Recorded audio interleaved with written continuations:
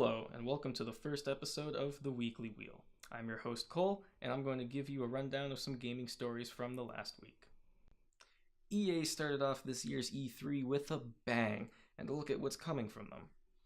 Some of the highlights included a gameplay trailer for Battlefield 5, confirming the return of the destruction mechanic, but including some new features such as a Battlefield version of the Battle Royale mode.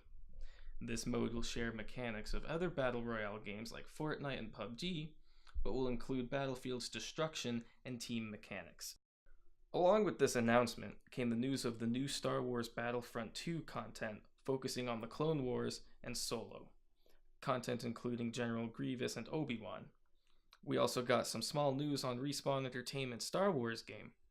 The game will be called Jedi Fallen Order, and will take place between episodes 3 and 4 with a holiday 2019 release window. But the biggest news was talking about BioWare's Anthem.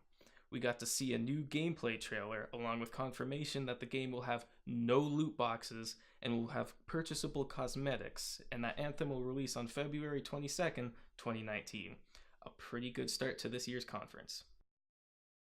We got a bunch of new reveals and trailers from Microsoft's conference, 50 to be exact. Some of the big games included Halo Infinite, Ori and the Will of the Wisps, Sekiro Shadows Die Twice, The Awesome Adventures of Captain Spirit, Fallout 76, Crackdown 3, Nier Automata, Metro Exodus, Kingdom Hearts 3, Sea of Thieves expansions, Battlefield 5, Forza Horizons 4, We Happy Few, PUBG on Xbox, Tales of Vesperia, and The Division 2. A bunch of indie games, Shadow of the Tomb Raider, Session, Black Desert DLC, Devil May Cry 5, Cuphead DLC, Tunic, Jump Force, Dying Light 2, Battletoads, Just Cause 4, Gears of War Pop, Gears Tactics, and Gears of War 5. And finally, Cyberpunk 2077. All those coming out in the next year or two. Microsoft also talked about their Game Pass service during their conference, which made us ask, what is Microsoft Game Pass? Launching at the beginning of this month, Game Pass is kind of like Netflix's subscription model, but focused on games. The service only costs $9.99 American per month and continues to add games including Fallout 4 and Elder Scrolls Online soon. This is the first big gaming push to emulate the Netflix model, and we look forward to seeing how it plays out in the future. Speaking of quality games for cheap, Humble Bundle is a game purchasing platform compatible with Steam where you get various games and pay what you want. The proceeds go to help charities such as American Red Cross, and you can even have it go back to the developers if you wish. This week's bundle is the Arma Bundle, which will bring you games like Arma 2 and Arma 3, and will support the American Red Cross in the process. Our special link is in the description below. Now, onto the computer side of things. Steam is working towards a solution to its quality control problem.